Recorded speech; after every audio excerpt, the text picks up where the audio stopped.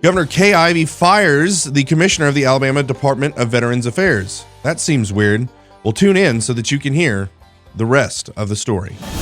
We have an incredible culture here in the state of Alabama, but our politics and public policy don't reflect the people of Alabama. Media drives culture. Culture is what drives politics and public policy. Welcome, everyone, to 1819 News, the podcast. Brian Dawson, CEO of 1819 News, and host of this here podcast, where we are in pursuit of a free and flourishing Alabama every single week. No different this week. Continue pursuing a free and flourishing Alabama with a story that you've often heard me talk about, you've read about in 1819 News.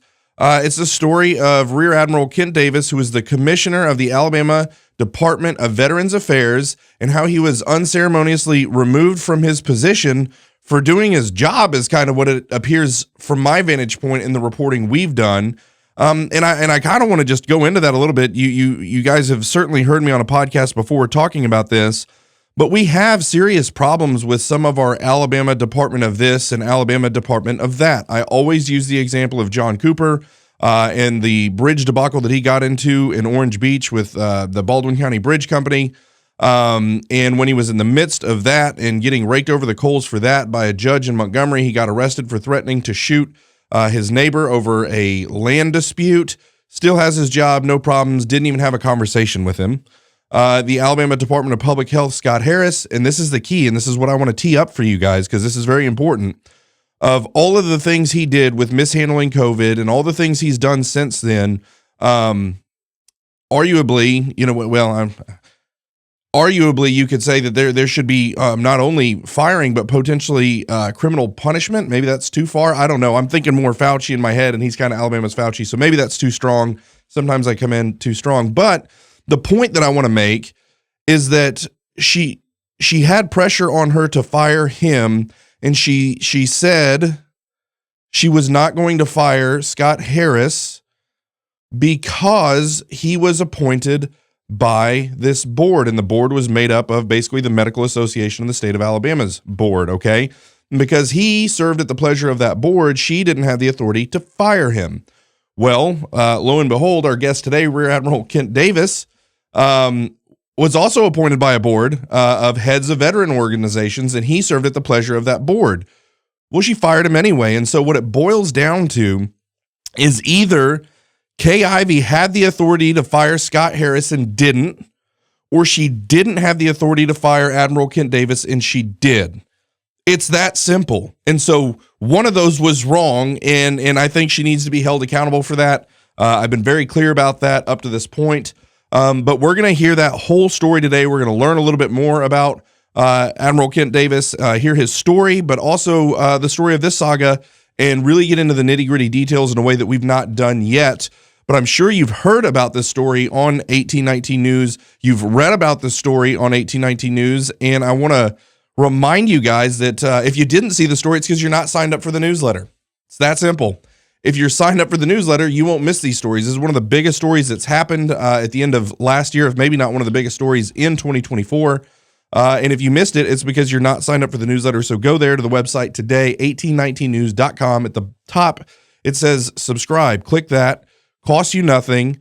Put your email address in there. You will start receiving the email newsletter Monday through Saturday, every morning between 5:45 a.m. and 6 a.m., where you're going to get all the news you need, all the opinions that matter, and all the podcasts that we produced in the last 24 hours directly to your inbox so that you don't miss out on anything. So go do that now. And without further ado, I am going to welcome in Rear Admiral Kent Davis. Thanks, Brian. It's so great to be here. I'm a big fan of 1819 News. I do get the newsletter, and he's subscribed. Yeah, I enjoy the independent voice that you provide and digging deep into those stories. Yeah, absolutely. Well, let me ask you this. What is the proper way to address you? Is it Rear Admiral or just Admiral? Oh, you can call me Kent. Well, I know that, but I'm asking in the formal setting, when you address someone who is it's like if there's like a lieutenant general, whatever, you still call him general, right? And so Admiral is generally what people address any kind of admiral. Yeah. So when you see him, you call him Admiral Davis. I'm just kidding. I want to honor you for the career that you've had, and I will call you Admiral Davis. So, well, thanks, Brian. Yeah, that's very kind. Absolutely. Man, there's so much to cover. I want to hear your story The last time I saw you, though, was at our big inaugural gala, an incredible event where we celebrated courage. And unfortunately, we were so backed up on giving out courage awards to people that we were giving out awards for things that had happened 2 and 3 years ago. So you had Senator Tuberville with his stand that he made. You had Greg Phillips with the stuff that he did. And then the concerned doctors. Those were all things that happened 2 and 3 years ago. But I did invite you and put you in a place of prominence just as a way of kind of letting everyone see, hey, here's a guy who's also standing up to tremendous pressure to do what he believes is right, and I believe is right as well. So, well, thanks, Brian. It was a real honor to meet some of those people. Some of them I already knew, but just get a chance to talk to them. And that was a great event at a great venue at the Barber Motorsports complex. It was great. Yeah, God showed up, and my team showed out. So I almost felt, I had to speak or whatever, but I really felt like I was attending and I was just blown away by it. So really pleased with my team's performance there and just the way that God brought everything together and everybody together. It was a neat event. Really good event. Good. Well, let's start with your life, where you were born. Tell me about your parents. How did you get into the military? Yeah, absolutely. Thanks, Brian. So my roots go very deep into Alabama. My dad was from Birmingham, grew up here, went to Woodlawn High School. My mom, kind of the opposite end of the spectrum in Alabama, was from a little town in southwest Alabama called Milry, Alabama. Probably has never had more than about 500 people. But by the way, they won the best Christmas decoration of any town in Alabama this year. And I was just down there. I was born in Montgomery in St. Margaret's Hospital, grew up there as a little kid in the McGee Estates area. My dad was a World War II veteran, and he was pretty badly wounded in the Battle of the Bulge. So we always had great appreciation for the sacrifice of those who had served in the military. My dad was long out of the military by the time I was born in 1962. But I always admired my dad, and he was one of those in the greatest generation. He's long deceased now, but that greatest generation, he didn't boast about his military service. He didn't complain about it, even though he was badly wounded, and I always admired that. Yeah. He went into the insurance business, and he got transferred, so I ended up moving from Montgomery and ended up going to college at another place. I probably shouldn't say, but I will. I went to LSU because my dad got transferred to New Orleans. I made up for it because I have a daughter who went to Alabama and a son who went to Auburn. So I made up for it later on. Split it up to get the whole enchilada. I like it. Yeah. I'd always been interested in the military, and literally one day when I was in college, my senior year, I saw in the Career Center a poster for a Navy recruiter, and I called my dad. And I said, hey, Dad, what would you think about me talking to a military recruiter? And he said, well, yeah, I think they'd be all right. Which service? I said, well, Navy. He had been Army. And he said, no, I think the Navy's a good service. Turned out this recruiter was a Navy pilot, one of the coolest guys I've ever met. Do they always get the recruiting? Top Gun guys. Exactly. And it was, that was about the time they were shooting Top Gun. I mean, this guy was great. He was the nicest guy in the world. And, after about an hour talking to him, I thought, shoot, this actually sounds kind of interesting. I was hoping that I'd walk out saying, maybe this is not for me. And we just kind of went from there. I applied for officer candidate school and got picked up. And ended up serving for 8 years active duty. I was on a battleship, the USS Missouri, a very famous ship where the Japanese surrender had been signed at the end of World War II that had been recommissioned as part of Reagan's buildup of the Navy in the 1980s. Big story there. Ronald Reagan really built up the Navy to a powerhouse again, and it really slipped. A little danger of that going on now. Yeah. Anyway, I served on a battleship. I did a shore tour at Naval Air Station, Atlanta, Georgia, and then I went to an aircraft carrier for a couple of years. In 1992, the Cold War had ended. The military was shrinking, including the Navy, and the Navy shrank, I think, by about 40%. Career opportunities were not great. I had the GI Bill coming, a great benefit of being in the military, so I left active duty. And I went to law school, yes, and I became a lawyer. I got a law degree, was editor-in-chief of Law Review, graduated pretty high up in my class. But I did something strange. When I got my law degree, I got recruited to come back on active duty. And believe it or not, I switched services. I did an inter-service transfer to the U.S. Army. Oh, wow. And I went on active duty with the Army as what we call a JAG, a Judge Advocate General Corps officer. So I was an Army lawyer for a while. I was a prosecutor and then an ethics attorney, which is kind of ironic given recent events. And I did that for a few years. And when I finished my Army tour, I went with a big law firm in Atlanta, the biggest law firm, King and Spalding, a very prestigious law firm. Enjoyed that, but started a family. I'd been married by this time, and we had 2 little kids. And I thought, gosh, I'm not sure I can spend that much time on legal profession working 80 hours a week. So something strange happened. I thought my military career was over completely when I was with that civilian law firm, and then 9/11 happened. And it sparked something in me. So I did 2 things, radical things. First, in my civilian career, I joined the new U.S. Department of Homeland Security as an attorney, and I went to Washington, D.C., and actually worked for Tom Ridge for about 6 months in Washington, D.C., the first Secretary of Homeland Security, former governor of Pennsylvania, Marine Corps veteran, good man. Thoroughly enjoyed that, and I rejoined the Navy Reserve as well. So I went back into the military. So I'd been Navy, then I was Army, and I was back in the Navy again. So I had a dual career from that point on. From about 2002 onward, I was both a civilian attorney most of my civilian career, and then I was also a military reservist. I kept getting promoted in the military reserve, in the Navy Reserve, and got deployed several times. In 2006, I was sent overseas to CENTCOM, U.S. Central Command Forward Headquarters, as part of Operation Iraqi Freedom. And then in 2012, I spent 9 months on a recall to active duty in Afghanistan doing detainee operations. Tough job. There were several times I thought, well, I've got 20 years in, I'll just go ahead and retire. I kept getting promoted, kept getting great assignments. And it culminated when I got back from Afghanistan in 2013. I was selected for promotion to Admiral and stayed around for an Admiral tour and ended up doing, almost 31 years total active in the reserve service in uniform. And then I just focused on my civilian career completely after that. So it was a great ride along the way. My wife joined the Navy Reserve as well. She did 21 years in uniform and retired as a Navy lieutenant commander. She was kind of the opposite end of the spectrum. I finished my career as a Navy public affairs officer. She was a Navy intelligence officer. So she kept all the secret stuff, and I kept all the public stuff. Yeah, that's funny. But much of what I owe in life is to my family and the U.S. military. I mean that sincerely. It may sound a little corny to people, but I'm proud I served. There's 3 things I'm really proud of. I'm proud of my family and our devotion to God. Secondly, I'm proud to be an Alabamian, but I'm also very proud of my military service. And I think anybody who served in uniform, whether it was for 90 days or 40 years, should be proud of serving their country. Yeah. That's amazing. And I'm the reason I wanted to hear your story, I do this with just about all of my guests.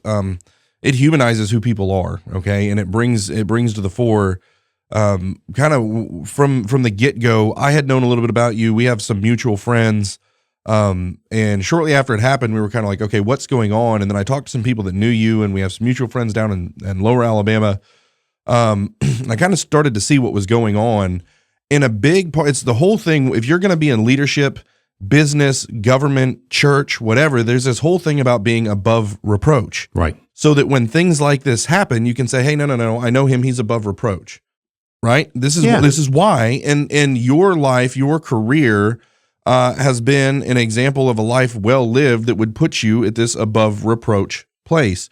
And so it's like, well, what's this Yahoo doing? Why would a department head file an ethics commission against another department head? Well, they just threw it away. That must mean no.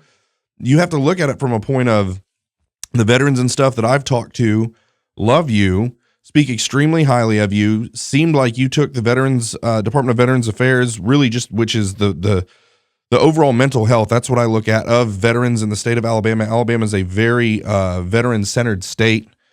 And you took the overall well-being of the veterans and their conditions and vastly improved them in your time. And I think that's objectively measurable. But that's also the anecdotal feedback that I get when I go and talk to these guys. and you see a guy who's had the career that you've had, who's had the success in the Alabama Department of Veterans Affairs that you had, with the feedback coming from people who served under you that love you, and then you see this happen, that immediately tells me everything I needed. And again, that's the way my brain thinks. I'm not the get down into the nitty gritty. I've got investigative journalists that do that for me. Right. But I just knew instinctively, something's wrong here. This isn't right. You grabbed the third rail. You did the thing you're not supposed to do. You called out exactly, as we were talking about beforehand, you were a whistleblower, essentially. You became a whistleblower. And again, for the second time in your career, but we'll go to the first time, but I want to just lay out, I want you to lay out the chronology, if you will, basically the blow by blow of exactly what happened. Why did you file the ethics complaint? I know kind of was at the behest of your board or whatever. What was in the ethics complaint? Sure. I know me personally, before you dive in, just kind of something I have seen in the 3.5 years that I've been involved in Alabama state politics. When you start talking about mental health dollars, whether it's going to homeless people, whether it's going to veterans, it's going to foster children, whatever, AltaPoint appears to have this monopoly on any mental health funds that come into the state. And in order to have a monopoly, anyway, it seems like that, well, what is the results? When the mental health money goes here, what are the results? And when the mental health money goes here, what are the results? Yeah. And it's like the public education system. Okay, when you talked about Woodlawn, so right down in Woodlawn, they have Cornerstone. You give those guys $6,000 a year, they get impoverished black students, they get 25s on their ACT and go and get into STEM and make $100,000 a year. You give the state $13,000 and they can't read.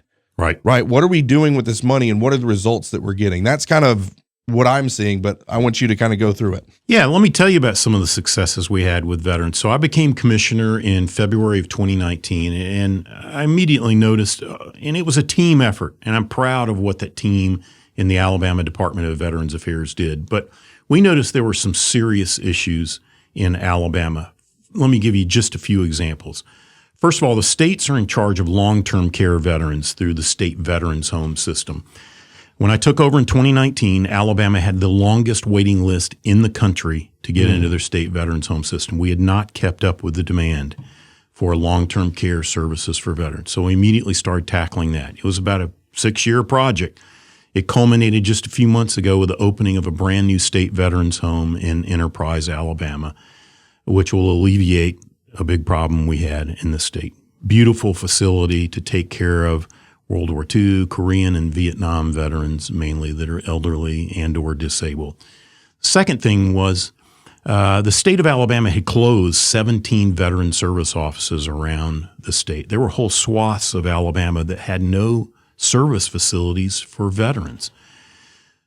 We immediately started correcting that. And under my term as commissioner, over about a 4-year period, we reopened 12 offices without a budget increase. We did it by being more efficient. We changed some offices to part-time so that those veteran service officers could go to another county and open up in those physical locations, because you have to understand, a lot of veterans, they don't have transportation. They're disabled. They're elderly. It's tough for them to go 2 counties over to get veteran services. So we reopened 12 new offices around the state. We also brought the department into the 21st century. Many of the systems in the Alabama Department of Veterans Affairs were paper-based systems that had been around for decades, some as long as 70 years. We had an IT improvement process where, for instance, the Dependent Scholarship Program, a scholarship program for dependents of disabled veterans, we took online to a web-based portal, completely revamped it from a paper-based, atrociously inefficient system to a modern 21st century system. We revamped our IT services for our veteran service offices to give them more modern IT equipment so they could be more mobile, because they often travel. They go to veterans fairs. They sometimes have to visit disabled veterans in their homes. They had old, antiquated, desktop-based systems that weren't very mobile. Converted all of that. We did all of that without an increase in the budget, by being more efficient and just thinking in more modern 21st century terms. A great public-private partnership.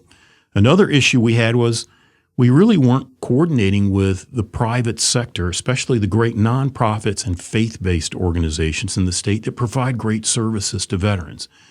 we really had a silo mentality in the department of we're just going to focus in typical government fashion on the bare minimum that we need to do in our job. Yeah. So I created a completely new office of outreach and engagement to go out and find those partnerships. And we work actively with them because I'm a firm believer government cannot and should not be the answer to everything. Some things shouldn't be the answer at all. Yeah. You've got to use the private sector. And there's so much power out there in the private sector in serving veterans, but we weren't working with them very effectively. So whole new office of outreach and engagement, dozens and dozens and dozens of new partnerships that we were working with to bring services to veterans.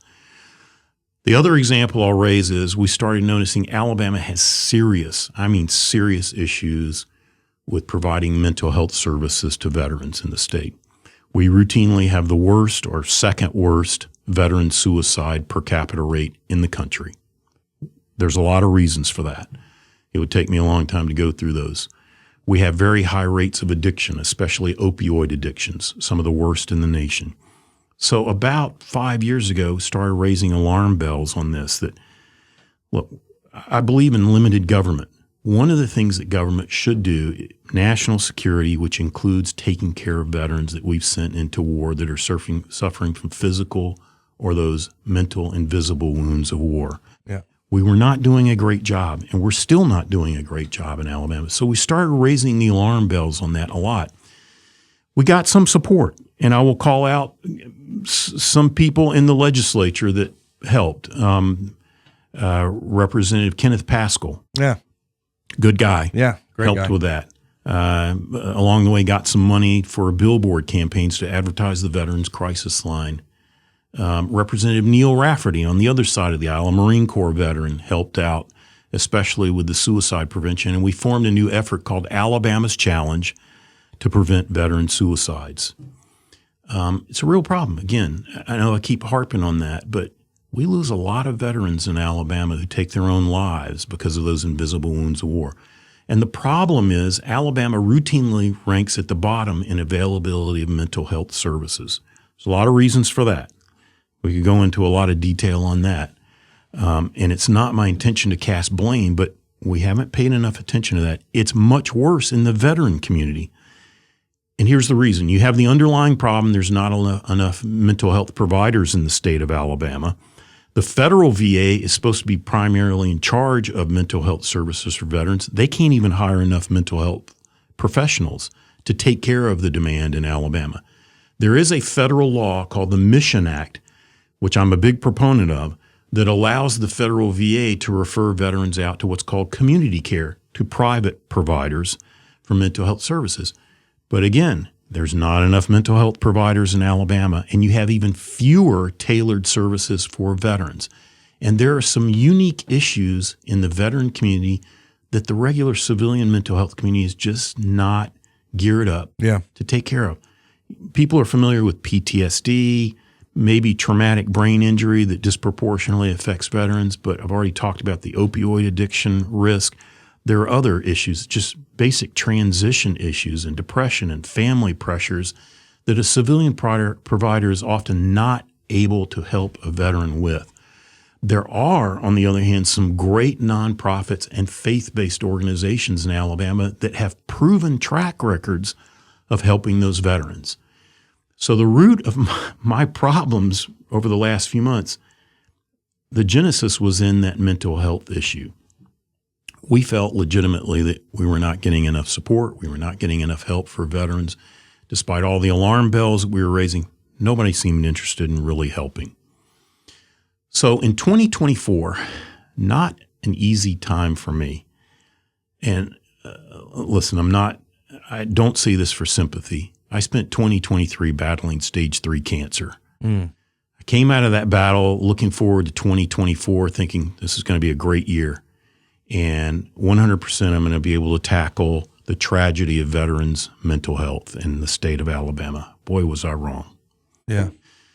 There were 3 efforts that gave me hope, and I'll go through them individually. One, a group of veterans, including an organization down in Mobile called Vets Recover, Yeah, we did that story. Yeah, run by Colonel John Kilpatrick.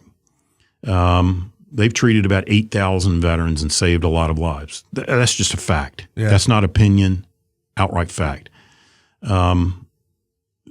He and others approached a couple of legislators to introduce a bill called the Veterans Access to Care Bill. The aim of that bill was to say, okay, we've got a shortfall in Alabama. It's pretty clear with veterans' mental health. Federal VA can't take care of all the needs. The Alabama Department of Mental Health has got their own issues they're dealing with. They can't, by their own admission, fulfill all the needs in Alabama. So why not create an independent state-based veterans mental health system vested with the Alabama Department of Veterans Affairs? We have extensive experience in the medical field. We run long-term care, which includes mental health services, mainly geriatric care. Yeah. But we have experience in that. We certainly deal with federal grant dollars. We do a lot of contracts to run long-term care for veterans. There's precedence in the state for independent mental health systems. For instance, the Alabama Department of Corrections operates their own independent mental health system that they do under contract, not run by the Alabama Department of Mental Health, because they felt a need that there are tailored services that have to be put together for that prison population, Sure. which is different from this. I'm familiar. Analogous. Well, there's an analogy, veterans, unique needs. Yes. Maybe it's good to have an independent mental health system to take care of those unique needs. So that was the philosophy. That bill got transformed completely in the amendment process. Some of the characters that you talked about were involved in rewriting the bill completely, and in the end, the bill was rewritten to take it away from the Alabama Department of Veterans Affairs. The vast majority of funding was taken away from it. And the most important creation of that bill, for lack of a better term, was a steering committee to study the issue of veterans' mental health for about a year. Now, our argument was this has been studied over and over and over again. We have proven track record organizations that can address these issues. I could point to dozens of studies about veterans' mental health. We're beyond that. Yeah. And perhaps we're kicking the can down the road again. Meanwhile, more veterans are dying along the way. So that effort happened. The second effort was Attorney General Steve Marshall, I will give credit to. I mean this.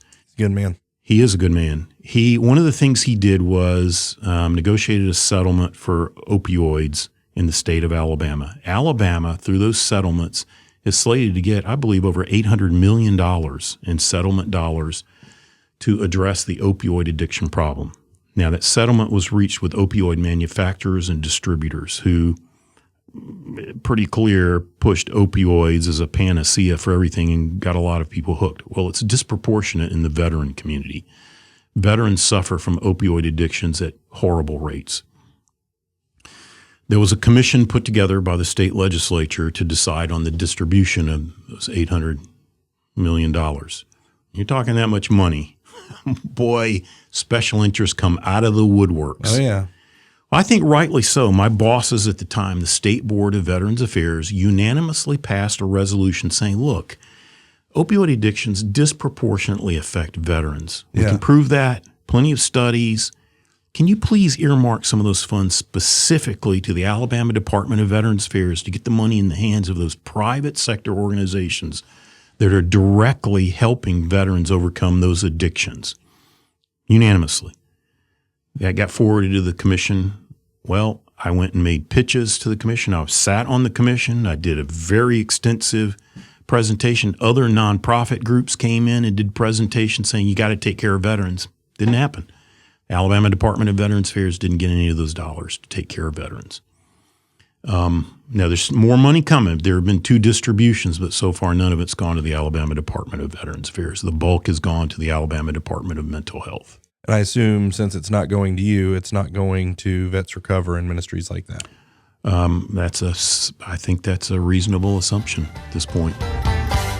If you're running a ministry or you own a business, my guess is that you've been thinking about starting a podcast for a while now, but for various reasons it hasn't happened yet. Send me an email. I need to personally connect you with Yonder Child Media. They built this studio in 2 days and tackle all of the production. I just come in, start talking, and leave. It's that easy. They do everything else. Whether you want to record at your business or a home office like they just built for me, you come in, start talking, and Yonder Child will do everything else. Send me an email. That's going to be BRYAN, Brian.Dawson, DAWSON at 1819news.com, and I'd be happy to personally connect you. So the third effort, Brian, very well, in the follow-up to COVID, well, we could talk about that, how that was handled for hours. And I agree with you, a lot of mistakes made in the COVID response. But one of the things that came out of COVID were a lot of federal grant dollars. There were COVID relief dollars, and then the American Rescue Plan Act, or ARPA. Yeah.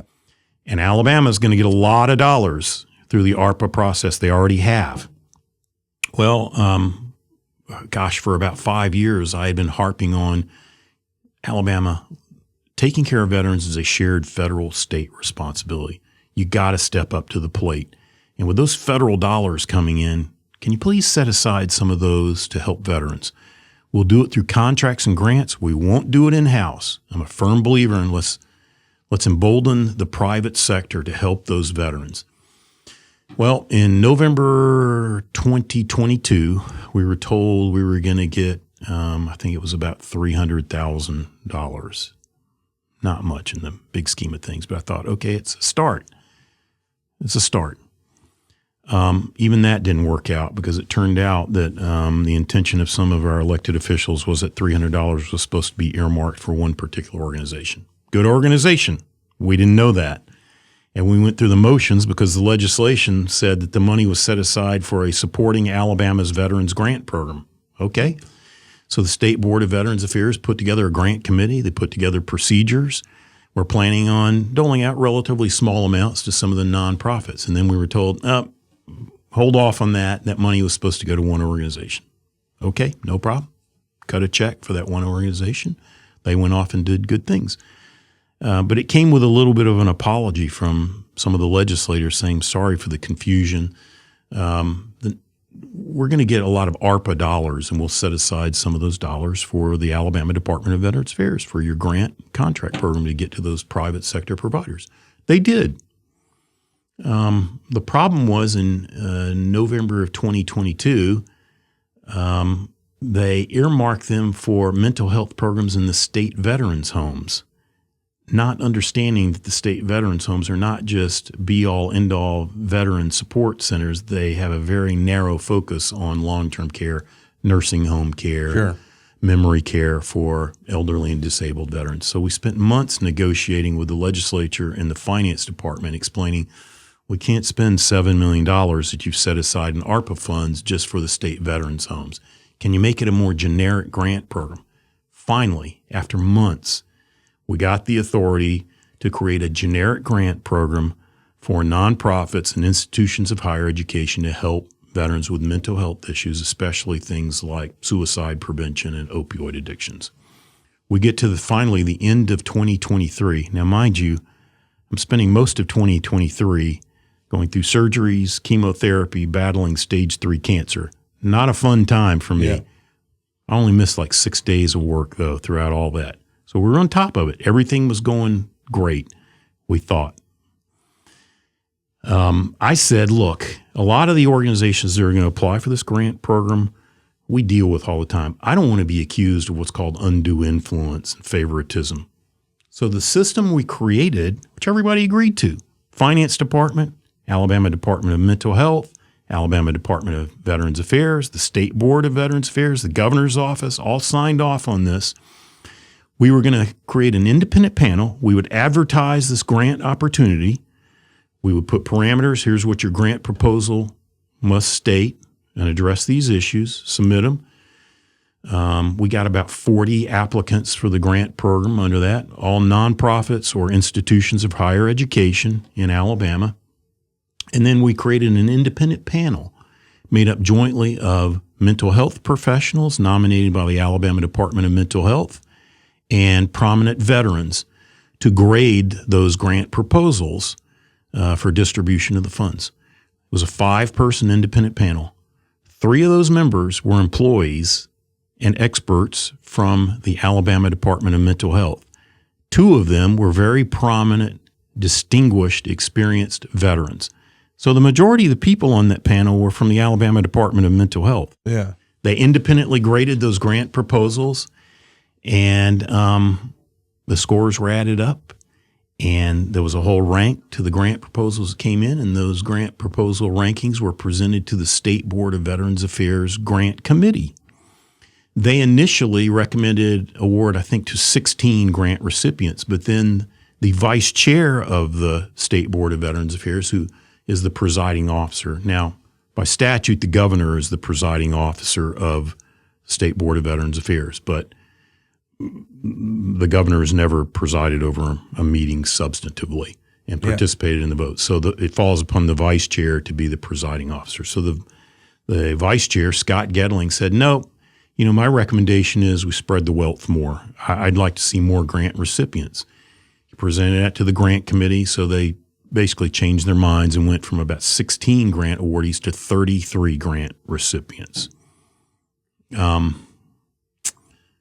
I could give some editorial comments on that, but I think I'll avoid that. So the next step was, and this had been agreed upon all the time, we had a memorandum of agreement with the Finance Department to receive the $7 million in federal ARPA dollars, but it came with a stipulation that we would also have a memorandum of agreement with the Alabama Department of Mental Health, and that they were in charge of the substantive distribution of those funds, including writing the contracts with the individual grant recipients that would spell out exactly what they could spend that money on and what they could not. We signed that memorandum of agreement with Mental Health. We transferred the $7 million to the Alabama Department of Mental Health. So at that point, our work was pretty much done in the Alabama Department of Veterans Affairs. We were relying on the Alabama Department of Mental Health starting in about January of 2024 to write the contracts with those grant recipients and to distribute the money to them. And we were going to pay them pretty handsomely to do all of this. January goes by, February goes by, March goes by, haven't seen any contracts. That's a little worrisome because we had a deadline under the ARPA guidelines of the end of May to get the contracts written and start distributing these funds. Nothing was happening. Hadn't heard anything. No concerns. For 3 months, did not hear any concerns. Our memorandum of agreement with the Alabama Department of Mental Health said if there were concerns, then the 2 commissioners, Mental Health, Veterans Affairs, were supposed to get together and work them out in good faith. Never heard anything. Not an email, not a phone call. I kept asking, when are we going to see the contracts? Have we signed any contracts yet? Finally, on April 2nd, I was handed a unilateral termination letter from the Commissioner of Mental Health saying we're pulling out of the MOA. What is the MOA? Memorandum of Agreement. Memorandum of Agreement. Okay. Wow. So here it is, April 2nd. Got a deadline at the end of May, and I'm suddenly being told there are concerns about the grant recipients. A select few of the grant recipients is the way it was characterized to me immediately. The Commissioner of Mental Health forwarded those concerns to the Finance Department. Then we were told cease and desist all activity on the grant program, period. You can't even talk to the potential grant recipients.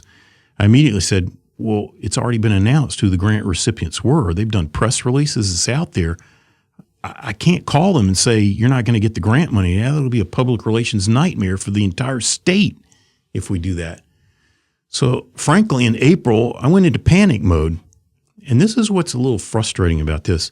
I pulled out all the stops to fix this and then ended up getting blamed for it when under our formal agreement, we were not the agency that was in charge of the substantive writing of the contracts and the distribution of the funds, and we had already transferred the money out. Our part was pretty much done at that point. But I went into panic mode and I thought, okay, I cannot call these grant recipients to say you're not getting the money. Not fair to them, not fair to veterans, more importantly, and a public relations nightmare for the state. The legislature was still in session.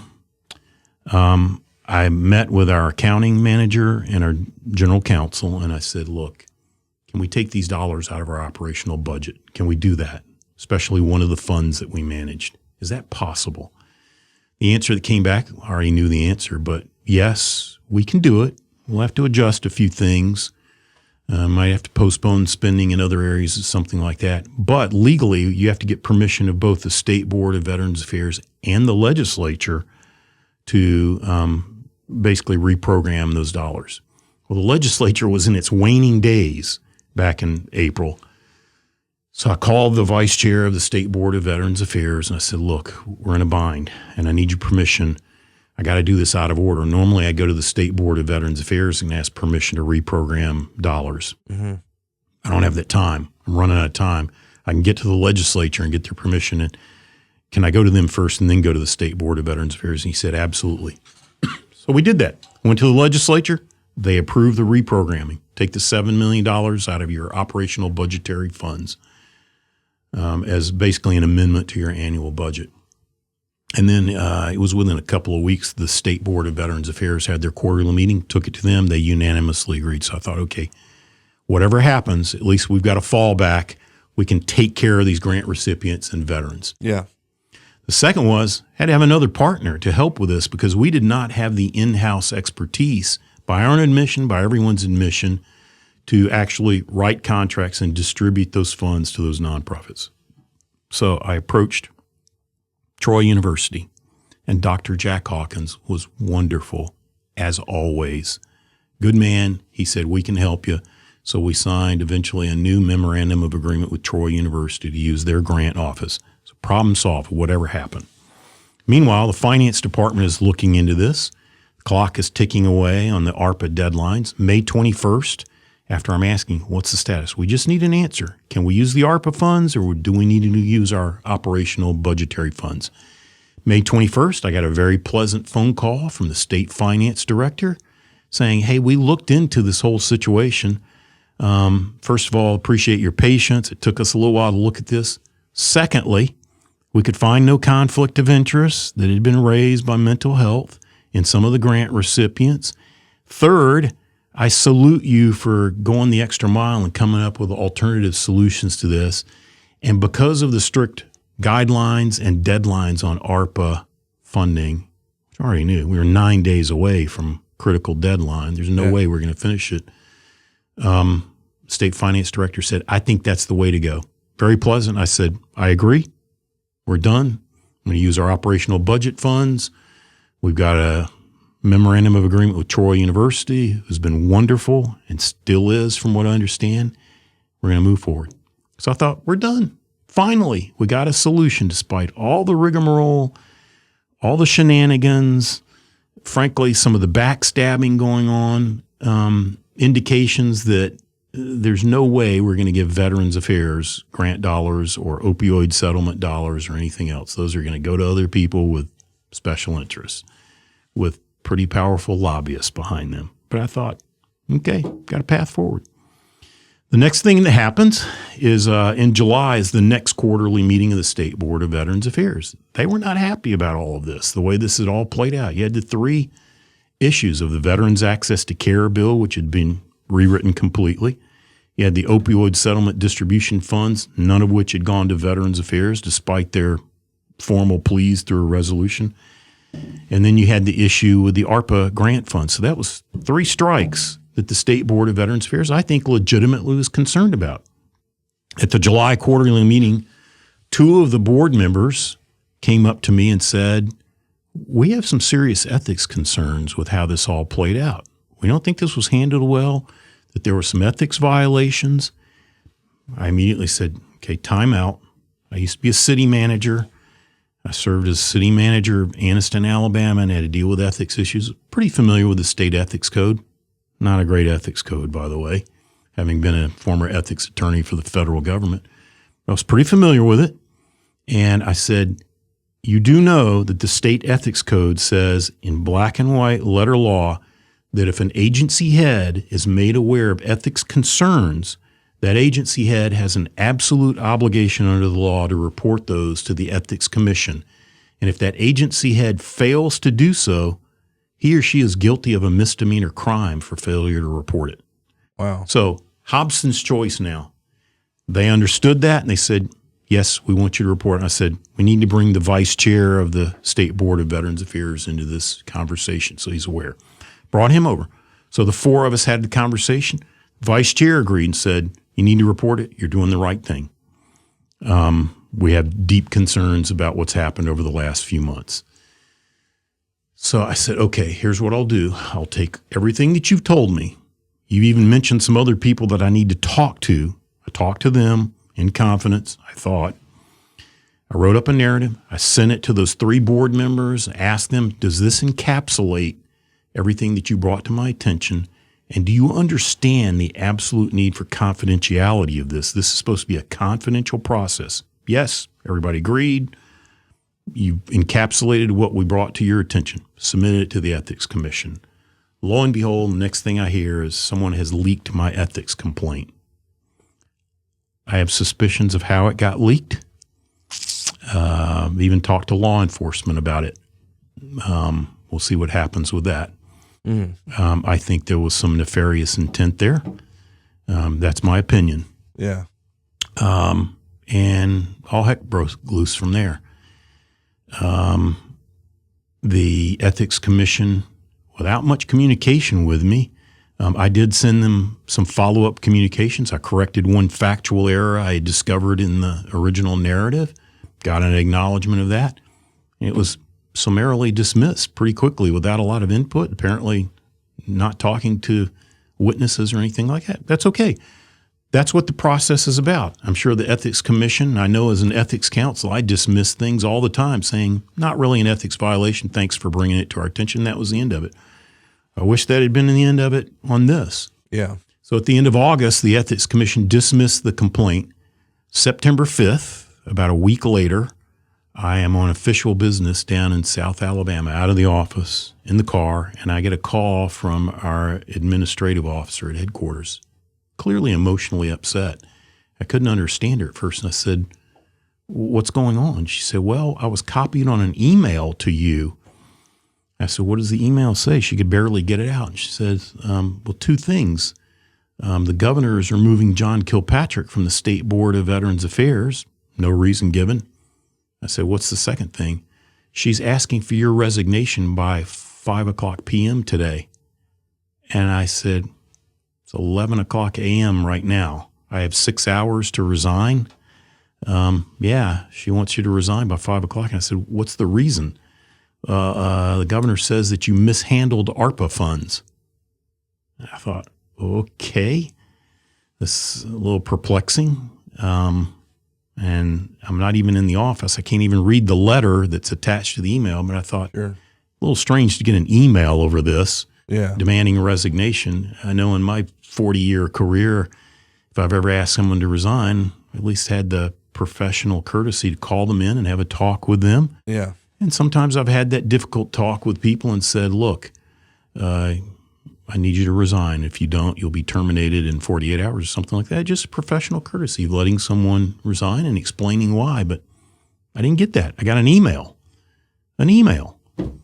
Wow. Well, I talked to several attorneys, and I called the vice chair of the State Board of Veterans Affairs, and I said, I can't really figure all this out. Well, I didn't resign.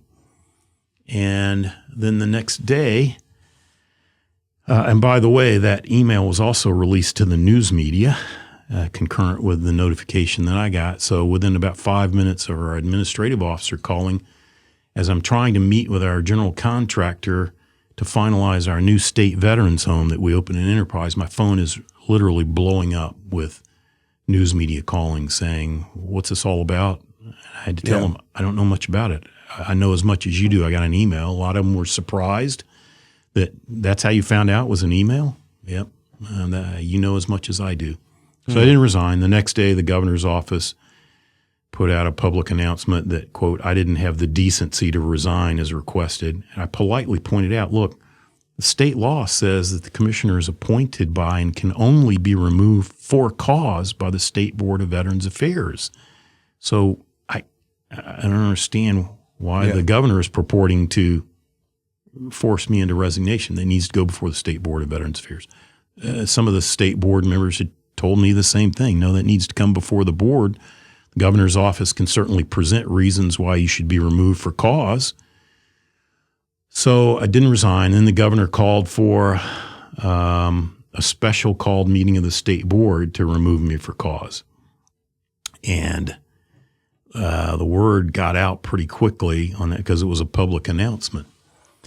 And about September 8th and 9th, I started getting phone calls, including from the vice chair of the State Board of Veterans Affairs saying, look, I think you need to resign. I don't think we can overcome this. You've lost confidence and trust of the governor. And Scott Gedley even told me, I think I have the votes to remove you for cause for losing the trust and confidence of the governor. I said, okay, Scott, if you're telling me that, I'll have a talk. They've invited me to come over finally. I went over on September 9th, I believe, to talk to the governor. The special called meeting was supposed to be on the 10th. They expressed some interesting thoughts to me. I said, would you like to hear all the facts, much as I've talked about here? And I was told, we're really not here to go through the facts. Of course. We're here to talk about how to resolve the special called meeting because we really don't want to go through that. Well, the word had gotten out there were going to be protesters there. Yeah, I remember. Veterans were going to show up, and the word got out, board's probably not going to vote to remove him. So it became, I think, a little bit of a public embarrassment. As it should have.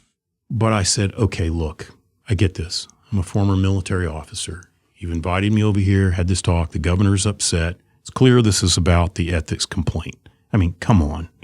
Everybody can see that. Yeah.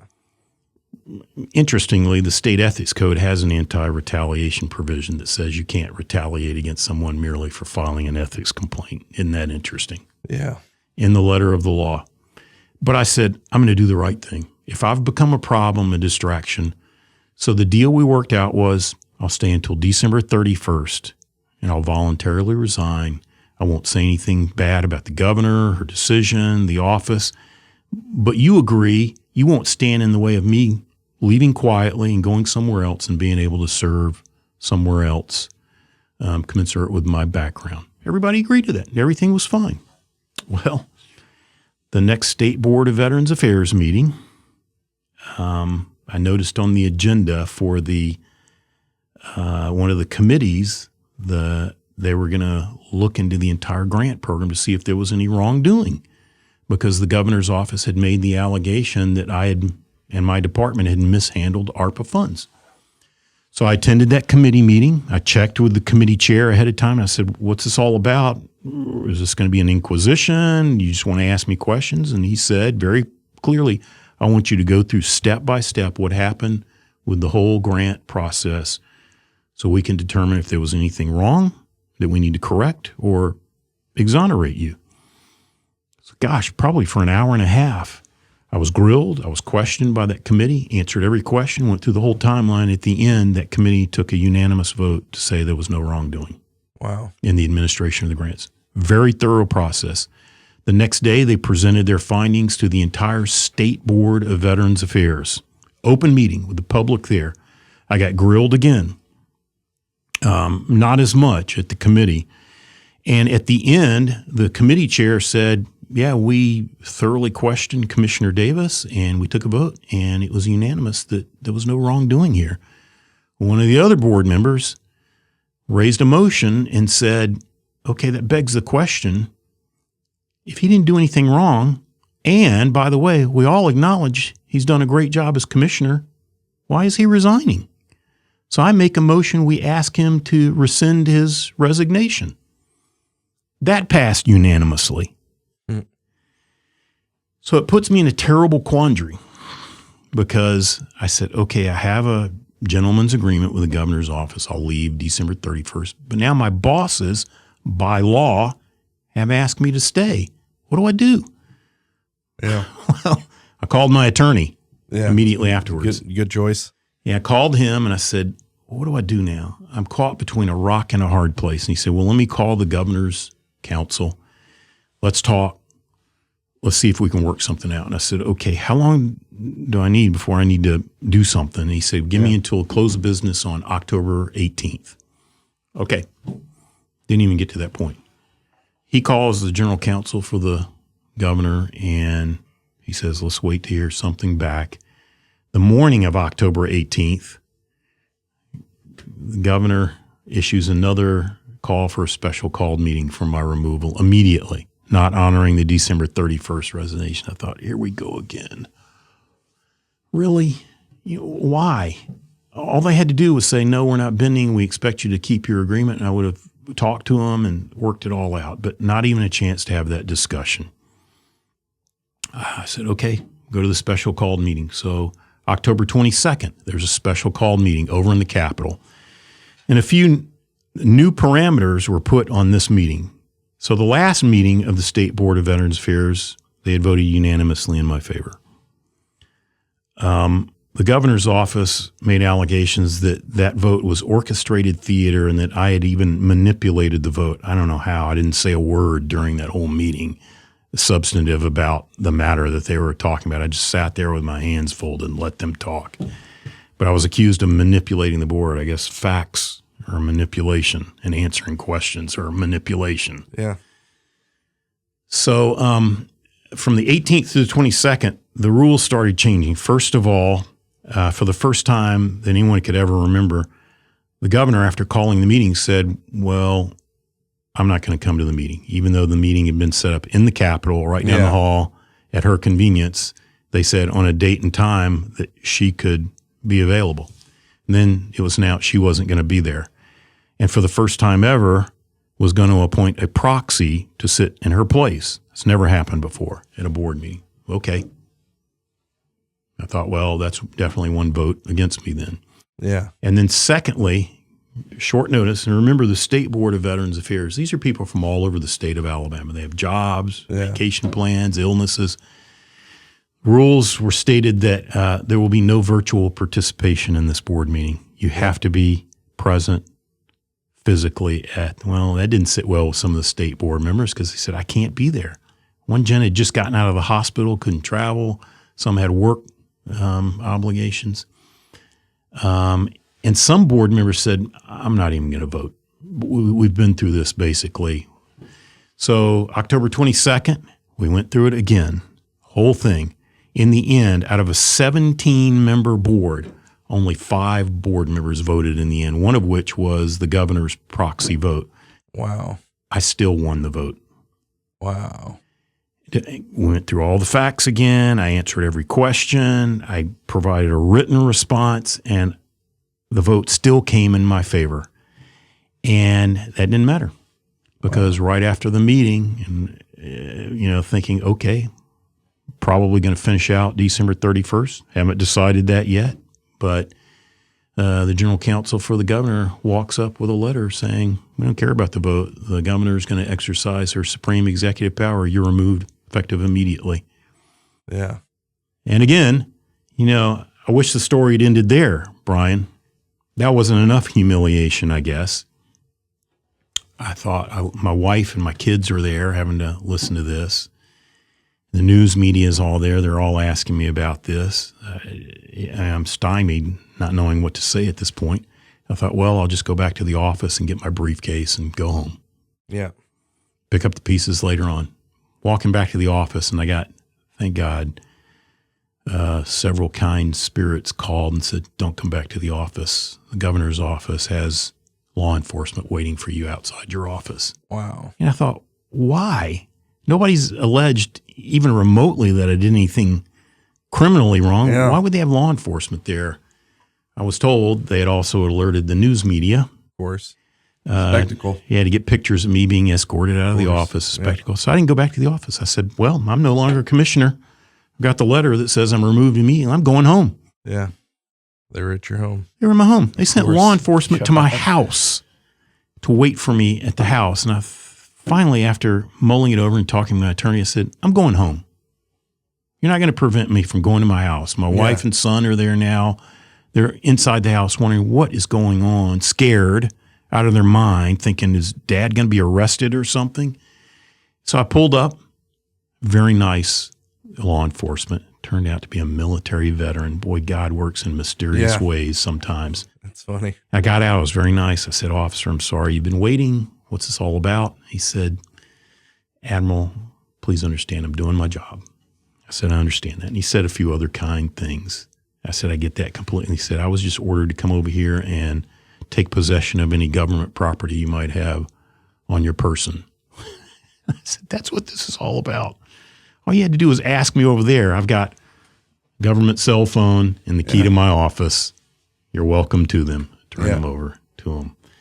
I said, I got to get back to my office and clear out my personal effects. Of course, that was under law enforcement escort as well. So until the end, a little humiliation.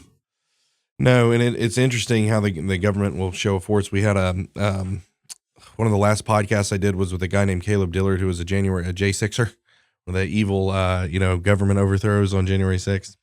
He went to Briarwood Christian School and joined the Marines. Sounds like a real threat to democracy. Yep. Well, anyway, he was up there, and they came to his house. I want to say his parents live in like Calais or something.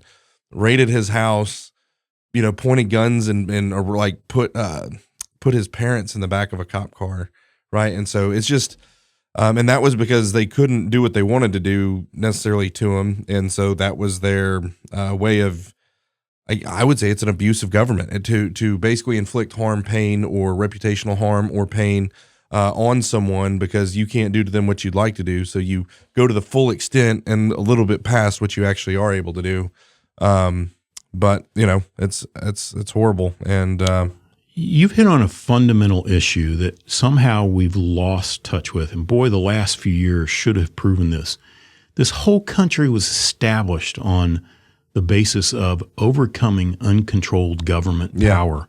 It is a real danger to people and their liberties when you have a government that acts outside their purview. And we've seen a lot of examples of that in the last few years. Yeah.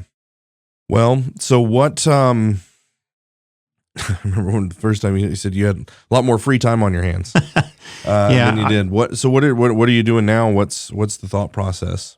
Well, I've been heartened. I've gotten a lot of speaking engagements, and I've gone all over, and I continue to do that. Yeah. And I've got several other speaking engagements coming up. I'm going out to Texas to talk. You may have seen in the last few days, there was an article a few weeks ago saying, hey, maybe Kent Davis should be dark horse candidate for statewide office. So I'm strongly considering that. Yeah. Having seen the soft underbelly of government, it ain't a pretty picture sometimes. Yeah. Everybody I think that gets into politics think they can make a difference, but I think it's time perhaps for someone with a little outside perspective to come in and clean things up a little bit. Well, so I'm strongly thinking about that.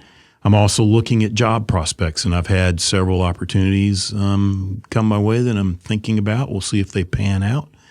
I continue to advocate for veterans and the military in Alabama very strongly, and whatever I can do to help with that community, I will continue to do. Yeah. It's an interesting theme with 2024 Trump, the people that he's appointing for his department heads, if you will, is that basically people who have been wronged by government. It's like the rabbit's got the gun type of a situation is what you're seeing from Trump on down to Tulsi Gabbard and the way they came after her. Yeah, and it seems to be a bit of a theme. Is like it almost It takes someone who's been at the wrong end of the government to understand its limits and where those limits really are. I agree. You brought up a great fundamental point. I think my situation, if I can talk selfishly, it does bring up that fundamental issue of what are the limits of government. I'm a firm believer that the best government is the one closest to the people. Yeah. And limited in scope. But we also have fundamental issues in this country of separation of powers. My case illustrates that. Yeah. There's a legislative scheme for appointment and removal of a commissioner of Veterans Affairs. Well, okay, why aren't you following that in this case? Instead of exerting something called supreme executive power. Now, I'm all in favor of it. Yeah. It's funny, Monty Python did a sketch that someone sent to me talking about supreme executive power, and I thought, that's pretty funny. Yeah. Look it up. It was from Monty Python and the Holy Grail. But separation of powers, also ethics. When I look at leaders, I judge them on three things: competence, ethics, and humility. Yeah. What is wrong with that? Unfortunately, in this country, we've come to the point where we treat politicians and elected officials like celebrities. Yeah. And when was the last time, honestly, ask yourself, when was the last time you saw that combination of competence, ethics, and humility in a leader. So, at the national level, it seems to be the opposite is what you need. You need incompetent people who have zero ethics and are Big egos. prideful. Yeah. Yeah. That seems to be the case. I honestly believe we can return to those ideals. We've gotten away from them. Yeah. But it takes people, a lot of people, just saying, I've had enough. Yeah. You know, it's time we have some fundamental changes in how we operate. Yeah, I agree with that. Well, I appreciate you coming on to share your story. Maybe as veteran things continue to happen in the state, use you as a resource and get you back on. I'm sure we'll continue having our reporters talk to you as things progress. But really appreciate you taking the time to come tell the story. It's been a very hot button issue for me. For whatever reason, it's just watching the injustice of how certain department heads are treated that are actually in the wrong. You know, the whole thing. And again, I don't think it really is about justice on who's treated which way. It's the fact that you grabbed the third rail, right? You threatened, the money flow. It looks like, or the mental health dollar funding structure. So, man, well, definitely wish you well. And any other last parting words or anything? We had asked me about great Navy stories. Yeah, let's do that in the overtime. Okay. All right. Absolutely. So we're gonna bring on. I guess we'll wrap up here, and in the overtime segment, we're gonna talk about some of his military stories, stories in the Navy. Those are always fun. I think they're called war stories. I think that's actually the term. Or sea stories. Yeah, as we sea call stories. There you go. Makes me want to do a sea shanty. You guys do that in the Navy? them. Not anymore. Okay. Well, we started doing sea shanties at home. I got 7 kids. It's fun. We're bringing it back. So, all right, guys. Well, that'll wrap it up for the regularly scheduled programming. Until next time, put your trust in God and keep your powder dry.